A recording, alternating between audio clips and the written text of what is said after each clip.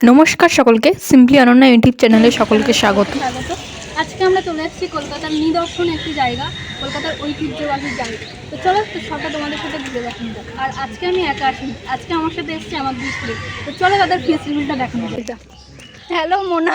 আমরা শোভাবাজার স্টেশন নেমে পড়ি, তারপর স্টেশন থেকে সোজা হেঁটে আমরা চলে যাচ্ছি কোমরটুলি ঘাটের দিকে। তো চলো, এই যে ইনি এসছেন আমার সাথে, আর এই যে ইনি।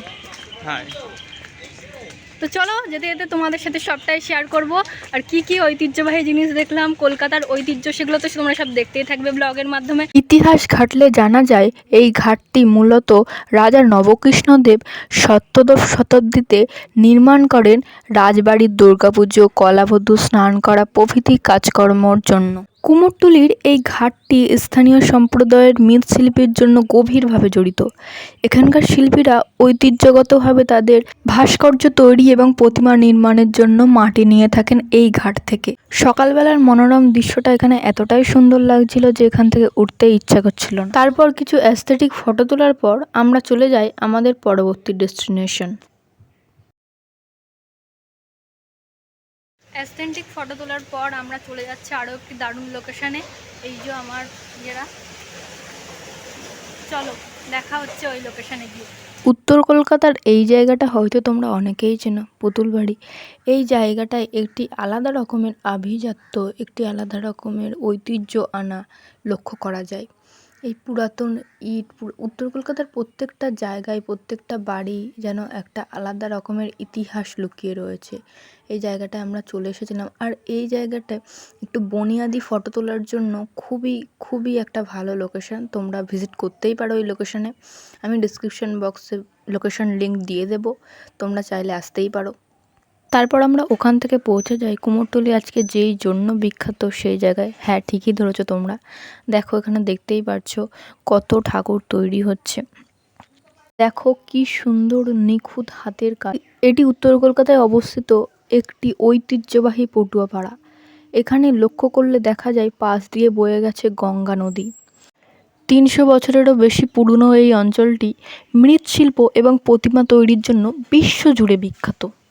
শুধুমাত্র প্রতিমা না, দশকর্মা সামগ্রীও এখানে পাওয়া যাচ্ছিল। দেখো এখানে কি সুন্দর করে মা দুর্গার বাহন সিংহকে তৈরি করা হচ্ছিল। এখানে দুর্গা, কালী, গণেশ, বিভিন্ন ধরনের দেবদেবীর মূর্তি তৈরি করা হয়, যা দেশের গণ্ডি পেরিয়ে বিদেশেও পাঠানো হয়। আমরা যেহেতু গিয়েছিলাম দুর্গাপুজোর ঠিক আগের টাইমটায়, সেহেতু এখানে প্রতিমা গড়ানোর কাজ যেমন জোরকদমে চলছিল, তেমনভাবে ফটোশ্যুটেরও অনেক ভিড় ছিল। তারপর ওখান থেকে আমরা চলে আসি আরও একটি নিদর্শন জায়গা, অ্যান্টিক রেডিও শপ। এই দোকানটার কথা হয়তো তোমরা অনেকেই শুনেছো। কুমোরটুলিতে আসলে এই জায়গাটা ভিজিট করতে একদমই ভুলবে না। তারপর তোমাদের হাতে যদি কিছুটা সময় থাকে তাহলে তোমরা বাউন্ডুলি ঘাট, বাউন্ডুলি ক্যাফে, এগুলো তোমরা ভিজিট করতেই পারো।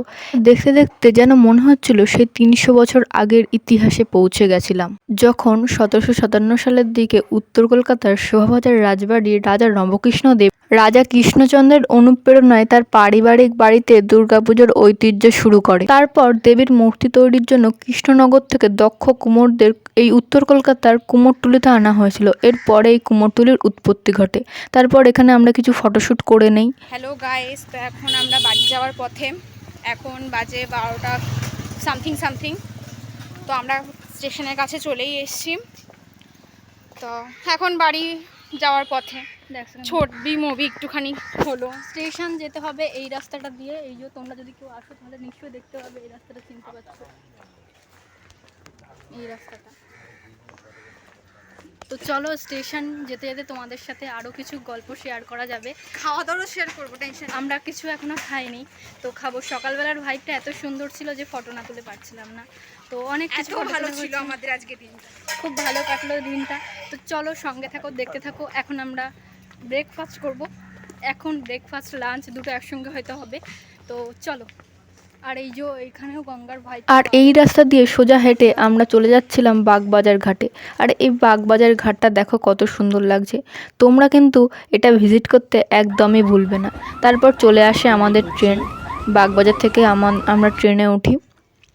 তারপর ট্রেনে উঠে আমরা গল্প করতে করতে এই দেখো ও হাসছে, ও যে কেন হাসছে, ও হ্যাঁ মনে পড়েছে, ও হাসছিল এটা বলে যে ওর মুখটা খুব গ্লো করছে। তো যাই হোক, আমরা এরকম পাগলামো করতেই থাকি। তারপর আমরা ট্রেন থেকে নেমে চলে আসি একটা রেস্টুরেন্টে। আর ওখানে আমরা বিরিয়ানি নিয়ে নিয়েছিলাম। আর এই যে দেখো, বিরিয়ানিটা সত্যি অনেক টেস্টি ছিল। ভাই কিছু বলবি? বল। কিছু বলার নেই, খুব খিদে পেয়েছে, আগে খাবো আমি। আগে আমরা লাঞ্চ করে নেই। আমরা লাঞ্চ সেরে নিয়ে নিয়েছিলাম আইসক্রিম। দেন আমরা ওখান থেকে সবাইকে টাটা বাই বাই করতে করতে বাড়ি চলে আসি। আর এসে তো এনার মুখ না দেখলেই নয়। তো চলো ব্লগটা এখানে শেষ করছি, দেখা হচ্ছে অন্য কোনো ভিডিওতে।